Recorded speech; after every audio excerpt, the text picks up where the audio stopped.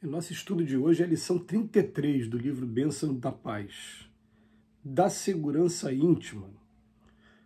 Ora, quem é que vos há de maltratar se fordes zelosos do que é bom? Pedro, primeira epístola de Pedro, capítulo 3, versículo 13. Se te fazes modesto sem a preocupação de exibir humildade, se executas as próprias obrigações sem invadir a seara alheia, se auxilias sem pedir retribuição, se retificas teu erro sem culpar os outros de participação na falta que te é própria, se colaboras no levantamento do bem sem exigir o concurso alheio, se te desincumbes das responsabilidades pessoais sem reprovar a conduta do próximo, se sofres com paciência sem reclamar que os semelhantes te partilhem os obstáculos, se toleras serenamente aqueles que te combatem sem desconhecer as qualidades nobres, se carregas a cruz do aprimoramento próprio sem querer amarrá-la aos ombros dos companheiros, se cumpres com o teu dever e não aspiras a outro prêmio que não seja a consciência tranquila, quem te poderá fazer mal se procuras somente o bem? Pensa nisso, atendendo a isso, e verificarás que a segurança íntima reside em ti mesmo, qual acontece a paz da alma, que vem a ser patrimônio de cada um. É interessante para a gente analisar uma lição como essa, porque o Emmanuel faz uma pergunta assim: quem te poderá fazer mal se procuras somente o bem? E a gente vai responder como ser humano. Muita gente ainda pode procurar fazer mal a gente a si mesmo. Esse é um mundo que o mal sobressai sobre o bem. Mas o Emmanuel está nos convidando a gente fazer uma outra leitura do significado do que seja mal. Porque, na verdade, a gente vai começar a entender que o que vem de fora para dentro, a gente vai interpretar daqui a pouco como testes, como provas, como expiações. O mal, na verdade, o mal de verdade, ele vai estar vindo de dentro para fora. Vamos explicar melhor isso, né? O que a gente está querendo dizer? É muito melhor você sofrer injustiças do que praticar uma. Quando você pratica uma injustiça, você está praticando mal. Quando estão praticando mal com a gente vai pensar assim: estou sendo testado. Deus está colocando no meu caminho instrumentos para testar minha paciência, testar minha capacidade de perdão, testar a minha indulgência e muitas das vezes testar até a perseverança, a resignação, que é tudo o que importa.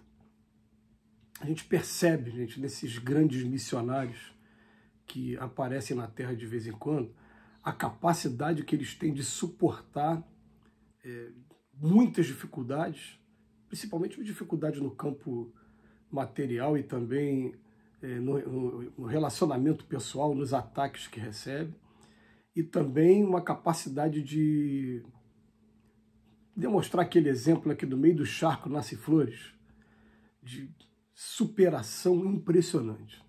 Isso é coisa inegável assim, para a gente estar estudando na vida desses missionários. Mas esses missionários nasceram prontos? Não nasceram prontos, gente. As pessoas que ainda acham que Deus dá privilégios para um em detrimento de outros, vamos começar a pensar assim: Deus não dá privilégio algum a ninguém. Até aquele que a gente chama de anjo, ele saiu daqui de baixo, do simples ignorante, e se encontra em posições superiores à nossa, e por isso a gente chama de anjo. Mas Deus não dá privilégio a ninguém. Tudo que a pessoa conquista, o espírito conquista ao longo das experiências que ele tem. Então o que acontece? Emmanuel chama o texto de hoje de segurança íntima, da segurança íntima. O que ele está chamando a atenção para a gente? Para a gente desenvolver, conquistar essa segurança íntima, a gente tem que estar o tempo todo com a consciência tranquila. Então, eles vêm usar aqui 1, 2, 3, 4, 5, 6, 7, 8, 9, 10 frases que começam com um se, então fica tranquilo.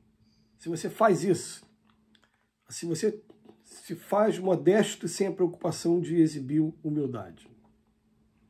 Que é uma coisa, né, interessante, né? Às vezes a gente fica procurando desenvolver algumas virtudes na gente, meio que forçando a barra, né? E a gente se assusta quando vê um Chico Xavier, por exemplo, baldando humildade, transbordando humildade o tempo todo.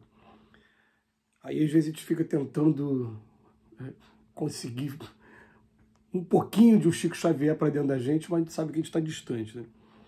Depois, se executas as próprias obrigações sem invadir a seara alheia, eu estou executando a minha parte.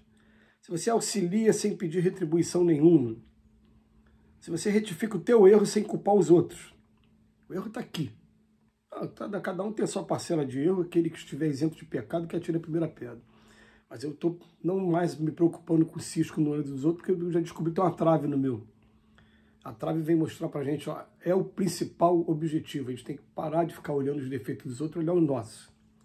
Ah, mas vou parar de olhar os defeitos dos outros, eu vou estar colaborando com o quê no processo educacional? Não, tem um capítulozinho que a gente sempre convida, um capítulo maravilhoso, maravilhoso, maravilhoso demais. Vai lá no capítulo 10 do Evangelho segundo o Espiritismo e vamos estudar a indulgência, vamos estudar principalmente aqueles últimos textos, né? É repreensível eu divulgar o mal que eu estou vendo. E ele vai falar para a gente, ó, tem sempre dois objetivos. Um está sendo o de ajuda mesmo, de amparo. O outro não, está sendo de maledicência, de denegrir, de fofoca. Faz aquela análise para você saber qual deles você está enquadrado e ver se aquilo vai te trazer coisa boa ou ruim. Né? Aí depois ele coloca aqui, se colaboras no levantamento do bem, sem exigir o concurso alheio também. Eu vou fazer a minha parte. Ah, mas eu só faço a minha parte se tiver ajuda de fulano e de ciclano. Faz a sua parte. Se te desincumbes das responsabilidades pessoais sem reprovar a conduta do próximo, se sofres com paciência sem reclamar que os semelhantes te partilhem os obstáculos. São textos assim para a gente ler e fazer uma reflexão profunda, cada um de nós. Se a gente tolera serenamente aqueles que nos combatem sem desconhecer as qualidades nobres. Se a gente carrega a cruz do aprimoramento próprio e depois no final se cumpre o dever. Se eu estou fazendo isso, fica com a consciência tranquila, desenvolve essa segurança, os ataques continuarão vindo. Aliás, esse mundo apresenta uma característica até interessante, que se a gente estudar esse texto isoladamente, a gente não vai conseguir entender a mensagem do Emmanuel de maneira geral, porque o Emmanuel tem vários outros textos mostrando para a gente que, ó, na verdade, não. Quando você resolve caminhar no caminho reto, parece que você tem a impressão de que está caminhando na contramão de tudo que está acontecendo aqui nesse mundo, e o mundo começa a achar você estranho, começa a te excluir de um monte de coisa, você começa a ficar sozinho. Isso realmente acontece. Né? A gente vai descobrir, eu não estou sozinho, tem poucos que estão fazendo a mesma coisa que eu, mas são poucos. E também terão dificuldades enormes, enormes. Porque parece que quando a gente desperta de verdade, o que acontece? Já que você despertou, então agora você vai entender para que serve o mundo. O mundo é uma escola. Então nós vamos proporcionar o aprendizado para vocês que estão aí encarnados. É isso que eles fazem com a gente. E aí a gente passa por dificuldade mesmo. Mas o Emmanuel termina assim. Quem te poderá fazer o mal se procuras somente o bem? Um monte de gente. Tá. Mas com a minha consciência não.